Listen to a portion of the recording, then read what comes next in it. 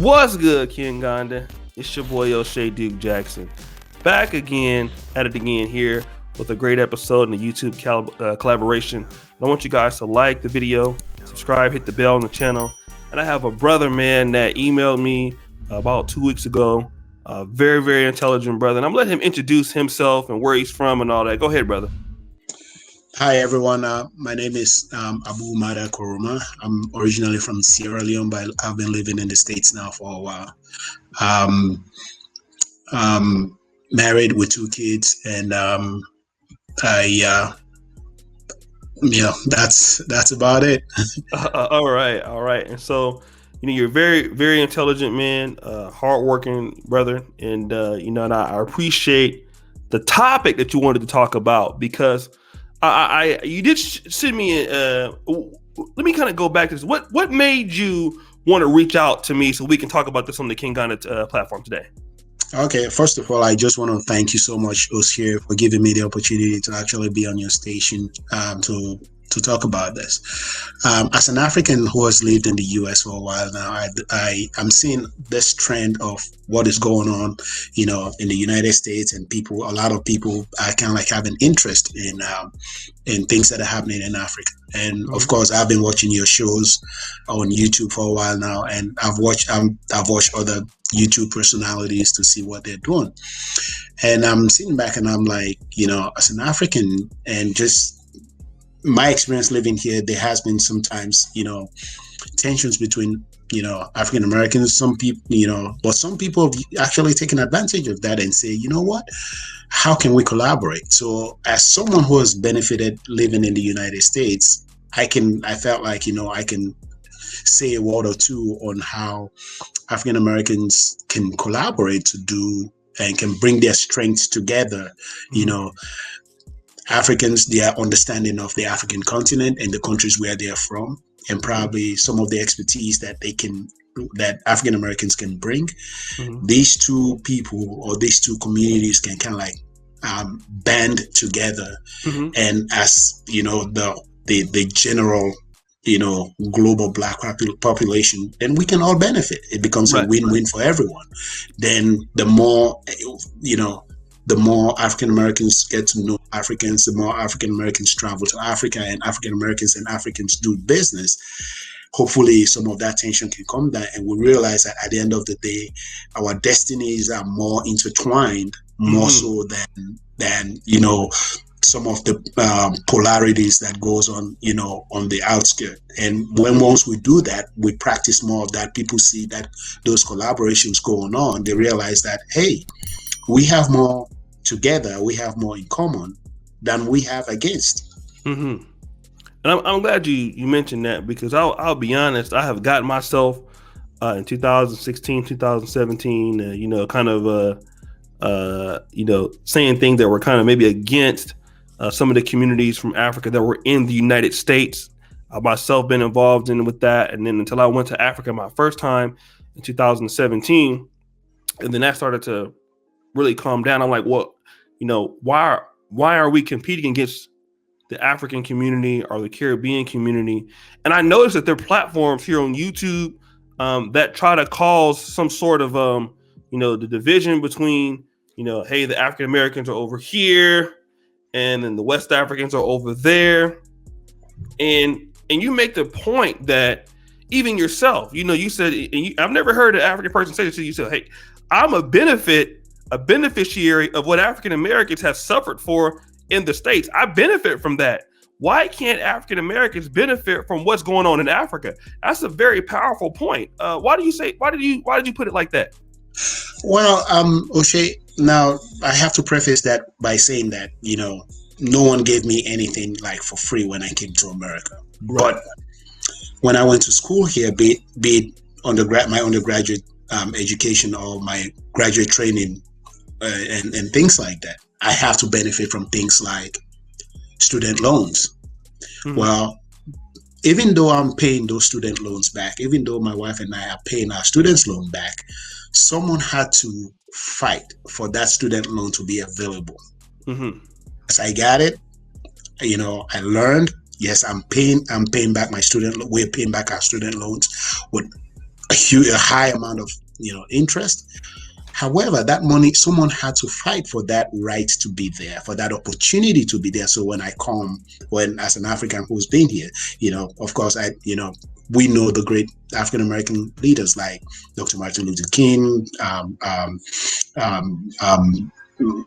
you or Booker T. Washington. I mean, we can go over and over, all day, yeah, of all that, and those are people who laid the foundation for someone like me to come and at least benefit from it. Yes, I didn't get it, by just reaching here.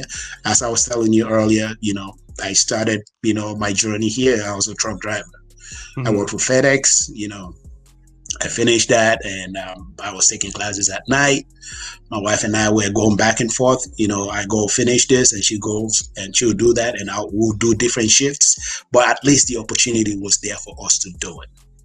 That is what I mean by, African Americans have paved the way for us to benefit from that. And if we have had that opportunity to do that, and there are business opportunities in Africa in a lot of areas where African Americans can benefit, hey, why can't we collaborate?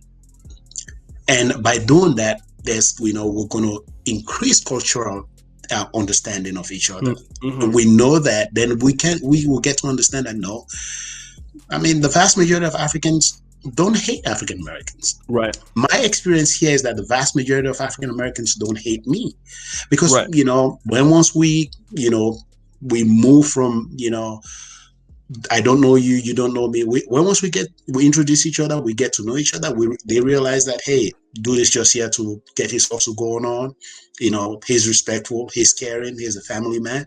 We get along very well. And some of my greatest mentors in the military are African Americans. Some of the people who've actually pulled me aside to explain certain things to me. So for me, this chasm that has really, or that is kind of like that is trying to stem from these misunderstandings. I really feel like we can do a lot, to kind of like stem that from becoming a huge issue. Let me ask you this, because so many African Americans have been complaining about citizenship and things like that. So your country, Sierra Leone, has taken the initiative to, if you can prove that you are from one of the tribes and go through the process, they're given automatic citizenships. Like, we want you back. Let me ask you this: why do you feel that Sierra Leone has taken that initiative more aggressively than Ghana, than the Gambia? Why do you think that Sierra Leone is doing it right now? To be honest, O'Shea, I don't really know, because I'm not really too plugged into the day-to-day activities of decision making in Sierra Leone from the political point of view. But what I can speak to is this: our history, or our most recent history from the 1700s to the 1800s till now, is that Sierra Leone, as you could tell, Freetown, is the home of where slaves, free slaves from Nova Scotia and Canada, from the Caribbean, the Maroons from Jamaica, and slaves from the United States were repatriated. So we have a history of having, a good segment of the Sierra Leonean population are free slaves, or descendants of free slaves. So maybe that could be one of the reasons. I honestly don't know the direct answer. And one of the other reasons could be Sierra Leone is one of the most tolerant countries, on earth. We don't get too anxious of dealing with people from, either from the United States. And also maybe we just realize that our lineage, or our common interest is more intertwined than other people might realize. Let me ask you this, because I know Liberia has a similar story to Sierra Leone with how that started. But a lot of people will say, well, the African American community is having, well, let me just say this, right? Because people will say, well, it sounds good that African Americans in the West African or West African communities work together, but the African communities, tend to be a little bit, they have their own problems in the diaspora, and African American communities have their own problems, and it sounds good, but it might most likely can't happen because the two individual groups, African Americans have issues with one another, and the African communities have issues with one another. And then when I hear from people in some people in the ADOS communities is like, well, Black America, before we try to think about Africa, we need to solve our own problems first. Then maybe we'll go there next. What would you say to somebody that has that perspective? Well, the thing is, I don't really think that, these are mutually exclusive things. You don't need to, you don't have to necessarily finish solving the African American problems before African Americans and Africans can collaborate. Again, let me just give an example. Say, if I went to school with an African American and he or she happens to have great business ideas and they want to invest, say, in Sierra Leone, them investing in Sierra Leone will not prevent them from taking care of the problems that they have to take care of in the US. If they invest in Sierra Leone, it's going to be a collaborative effort. They're not investing in Sierra Leone because they feel sorry for Sierra Leone. No. The same way you go into a business venture anywhere, be it in Baltimore or anywhere, is a business venture. You're just going into a business venture somewhere in Sierra Leone. And if you make that money, you're free to bring it to the United States. But it's just a business. You see a business opportunity. And what at least I am saying is that if you see a business opportunity like that and you're able to take advantage of it and capitalize on that business advantage. I mean, I know a lot of people. I mean, I think O'Shea, you'll be one of those examples. You're doing very well in your ventures in Africa. That is not preventing you from bringing that money back to the United States and investing in your community here. That's not preventing you. So other people can replicate the same thing. Like, it becomes a win-win. The African American and the African can join hands together and can find an initiative that they can invest in. Once they invest in that, the portion of the wealth that belongs to the African American, they can use that money to do. But I'll actually say that they'll benefit more, or they'll do more good in the African American community back in the United States, right?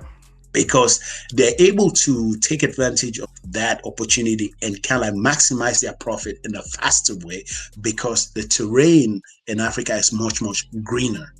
And once you make that, if you want to build a school, you want to build a youth center, you want to start a business, whatever venture you think you can use to use your money or to use your resources to help, I think you can help do that.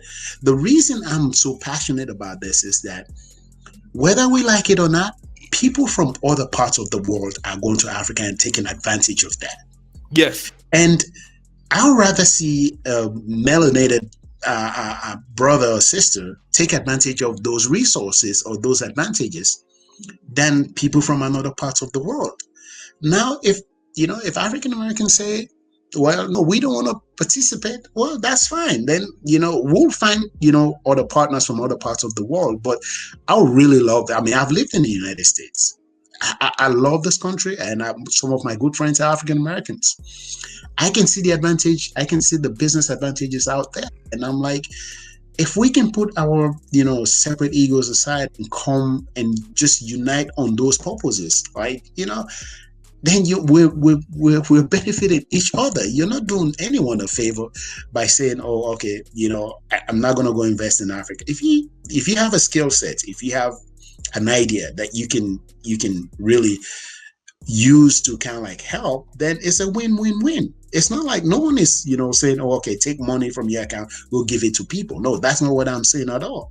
I'm saying use your skills, use your ideas, use your education, use your business know-how, collaborate with another African, then everyone wins. Let me also talk to you about this, because one of the things that I wish that I would have done is, even if you're in America, you have so many talented, hardworking brothers from Africa like yourself in the United States, right? And you have a lot of guys that are coming up with great startups in America, not even in Africa, but you have In Canada, in North America, you have some of the brightest minds. Especially the millennial generations. People coming over very hardworking, very bright. And I was thinking to myself, wow, I had opportunities to do things with people in the African community in America. Just maybe in America, in the Black community, right? And I just, Yes. because well, they're from here. I don't know if I could trust them, stuff like that. And I'm thinking about how stupid I was. What about even people you can make friendships in America and do things in America, right? I mean, I think that makes it much, much easier because look at it this way. If you know an African host in the United States, you have the opportunity of vetting that person right here in the US. You can vet them by, being friends with them. If they are up to no good or they are not up to no good.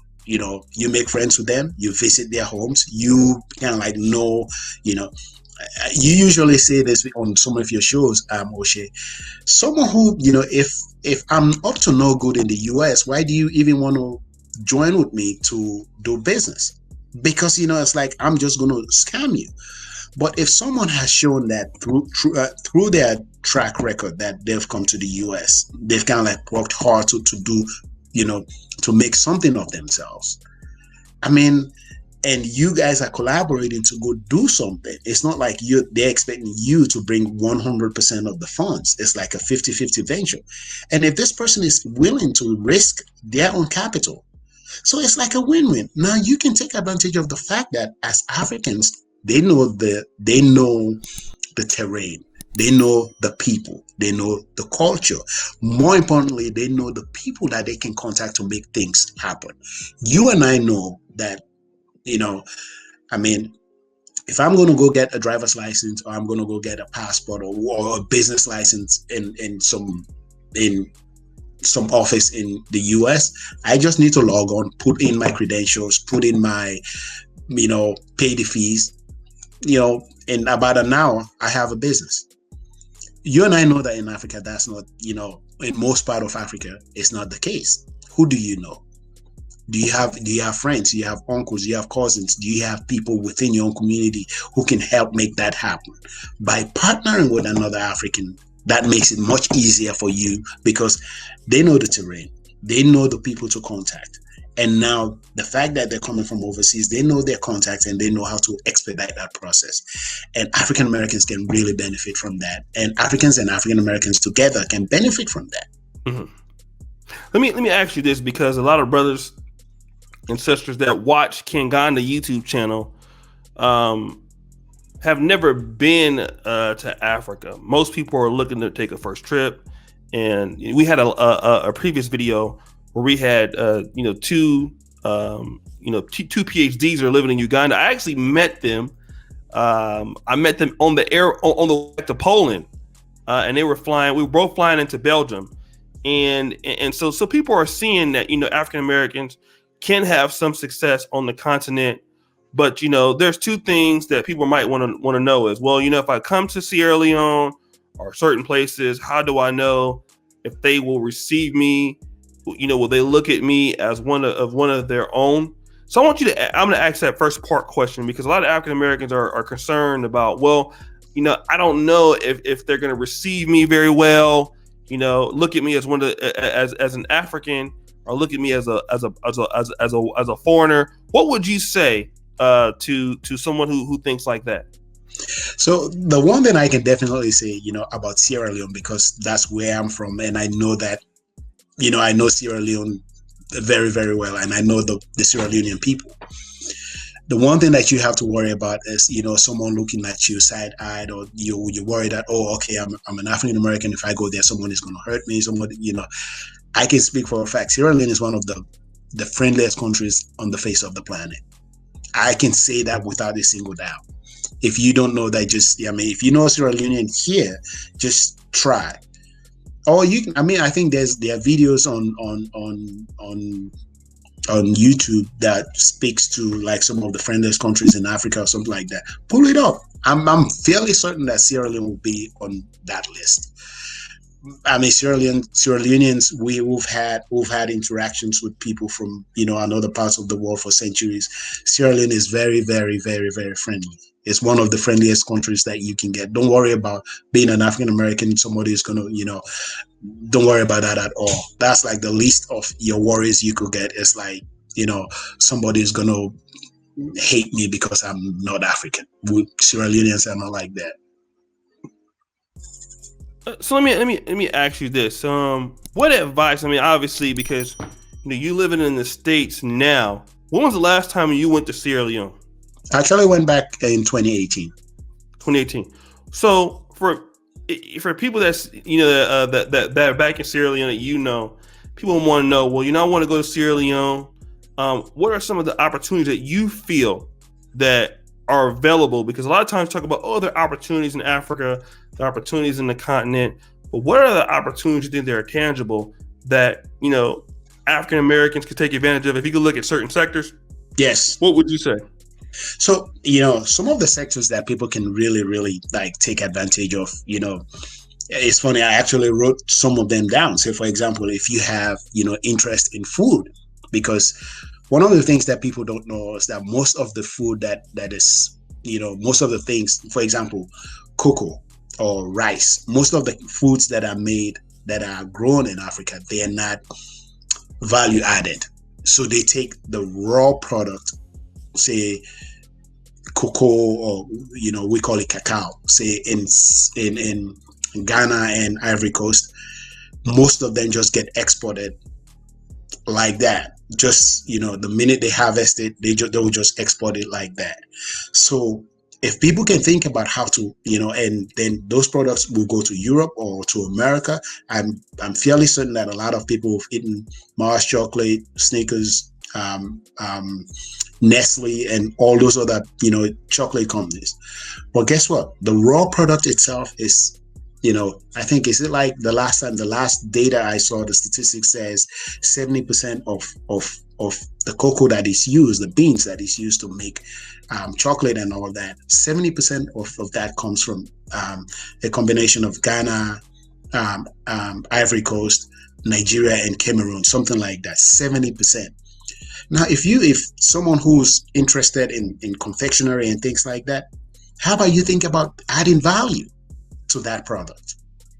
People are going to eat chocolate, whether you like it or not. And if you're a smart businessman, you say, how can I add value to that? And by adding value, so you reduce the process of how that that cocoa is going to come to Europe, create jobs in Europe, or create jobs, then you can create jobs in Africa, and at the same time you're making profit. Another area is fashion.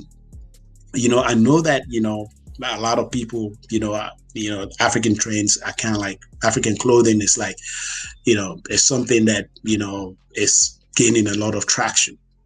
I mean, one way you can do is like open, you can go start a partnership, or you don't even need a partnership. If you have the resources, you start an African fashion business where you can kind of like go employ people, to do that, to sew them those designs, whichever designs you want, and you have your own ready-made made there. They can just ship it to the US, and you have your stores, and you can sell it online, or you can sell it wherever you want. Another area is like if someone who has interest in solar energy, Sierra Leone, I know for a fact, at least, maybe 50-60% of Sierra Leone is not electrified. And if you have that skill set and you understand how to like either build or how to develop solar panels, that's an easy way you can just make, you can make a killing, because electricity, I mean, you and I know what you use electricity for. Another area is education. Like certifications for things that are going to happen, in areas like, either IT training. If you have that skill set, you can open a business and you show people how to either code, or which I'm not really a computer guy, so I don't really know. But like virtual education can really do a killing, because, then you can pay money because people are so thirsty for knowledge. And once they get that, you can make money. Another area where people really, really will make, I wrote some things down, like outsourcing. Yeah, go ahead.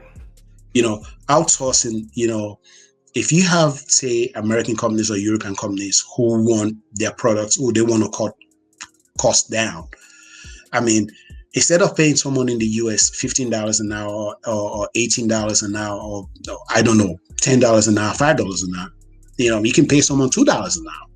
And if you can guarantee that you can meet the quality, because I don't know if it's Ethiopia or someone or Nigeria. I think it was Nigeria. Someone was talking about Wilson leather. I think the vast majority of Wilson leather comes from Nigeria. I think someone in northern Nigeria. People don't even know that. So if you have access to that, people can outsource their product, their merchandise, whatever it is that they have. They can, you can come to the US. You show them, hey, I have this factory, I have this warehouse, I have this location.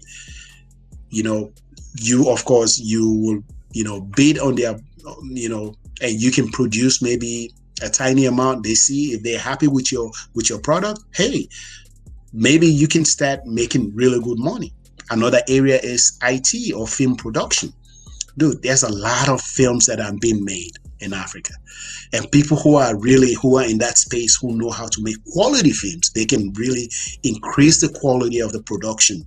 And just imagine if you have that skill set, places like Nigeria, places like Ghana, places like Ivory Coast, or places like Senegal, and you have that skill set in the movie industry, you can collaborate with people, the film industry, the music industry. You and I were talking earlier about one of your friends. The Yeah, African Seven from music Black Market. industry, the It's African music huge. scene is huge right now. It's booming.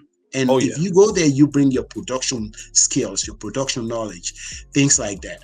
You just do you do well by yourself. Hotels, apartments. Mm-hmm. So if you have a business where you collaborate with, you can have a kind of like a boutique tourism company where you come to the US, speak to African Americans, explain to them, they can go to Sierra Leone, or you can give them a tour of West Africa, or 2, 3 West African countries, or just Mm-hmm. Sierra Leone, and say, we're going to, the history of Sierra Leone that is steeped in slavery, and, go back and people can visit their history. I don't want to sidetrack this, but the Gola Geechee people, who are, there's a specific place in Sierra Leone known as Bounce Island, Mm-hmm. where these people trace their history directly. And you can actually take people, because you are in this industry of tourism. People can move from either South Carolina or Georgia. They can go see that area and actually know that there's a place on a map where you can actually go. And someone who's kind of like smart can decide, hey, this is what I'm going to do. I'm going to have my own company, bring people on board. There are other businesses that we can talk about, healthcare, Mm-hmm. finance, but some of these things, they can work better if you have another African, another Sierra Leonean, another Nigerian, another Mm-hmm. Ghanaian that can reduce that barrier to entry. That's why you Right. have to collaborate. Once you collaborate with Sierra Leonean, a Gambian, a Nigerian, a Ghanaian, it makes it easier for you to penetrate that market, because they understand the cultural nuances that maybe some other person might not be able to understand. Yeah, no, that's absolutely true. And even with me, you can't get anything done, without the people that are there, and they can make your life very beautiful or a pain. So it's always who you know, and necessarily what you know. But that's a great point, and I try to tell people that, especially in my series that I had here, which was the series was called Dear African Americans, and it was basically my journey in Uganda, and trying to get through the business community, and learn people. And I want to give a big shout out to Tina from Expat Assist, who's still to this day really navigated us through a tough process. And I thank you, brother. Any last words that you want to say, or other things you wanted to address? Yeah. The one thing that I can say is that, as Africans who are living in the United States, I know, in every community you go, you're going to have people who are beefing, like, like people say in the US, there are people having fights. But if we see the bigger picture, if we focus on the bigger picture, will realize that we have more in common than we have against.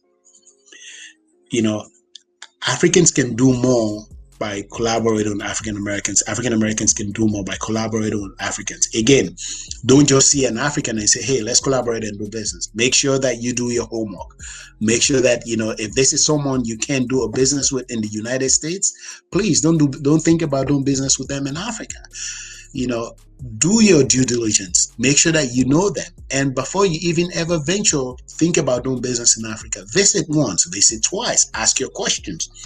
Link and collaborate with other people and do your due diligence and just ask people, make sure that you know what you're going into. And the good thing is there are now a lot of people, within the, YouTube space who are producing content who will be able to help you to give you more information as to your decision-making process to make sure that you know what you're getting into. Other than that, some of us really do plan on, taking advantage of our exposure and our experience living in the US to make things happen. And guys if you want to join and you want to join us to make a difference, to help your pocketbook, to make sure that you do well, find people, people who've done things for themselves in the US. Before you partner with anyone, make sure that, hey, what have you done for yourself living in the US? I'm not going to risk my dollar on someone who came to the US. They can't show anything for it, but they're telling you, hey, let's go to Africa and make money. Just stay away from that. Research them, make sure you check their backgrounds, make sure that you're comfortable with them, that you're comfortable with what they're telling you before you jump into any business with them. But I can tell you this, my final point, O'Shea, is this. The African population is about 1.2 billion now. Mm-hmm. I think it's estimated in the next 25 years, it's going to be like 2.5 billion. Believe it or not, 30% of all the minerals, the valuable minerals in the world come from Africa. And I think 70% of arable land in Africa, in the world, is still in Africa. Africa is going to boom whether you like it or not. Now your choice is going to be, are you going to participate and kind of like take advantage of that and make money, or you going to keep on staying away? Because guess what, other people around the world are going to make that money, and some of us would prefer that it's people of the melanated hue. Right. No, I definitely agree, brother, and I do thank you for you're a very successful man, and you take the time out to come in and say this as a subscriber. Or do you have a YouTube channel? No, I don't. I don't have a YouTube channel. So go ahead. Go ahead. I'm sorry. I appreciate you, contacting me and wanting to speak on as a brother that watches the channel. And thank you so much. Is there any way, if you want people to email or they want to contact you or anything like that, or? Yeah, one way you can reach me, my email is koroma am1@gmail.com. That is koromaam1@gmail.com. Okay, so I'll put that in the first comment pinned to the top. And guys, it's been a great show here on Kinganda, and we really thank you for all the support you guys have been giving to the channel over the last year. This channel is really taking a positive step in the right direction. I appreciate the subscribers. Hold on, maybe someday in the future you probably help me start a YouTube channel, maybe. Yeah, no problem. We can spread the gospel. Yeah, no problem. So we'll look out for when we start the YouTube channel. I'll bring them back and we'll get them some subscribers. And so I thank all the brothers and sisters out there that have been supporting us and coming on and discussing things. We try to run a free platform. Letting people have a voice from all over the diaspora. We want to continue to have these Black conversations, throughout the diaspora. And guys, always remember, keep it real, Kinganda forever. We're out.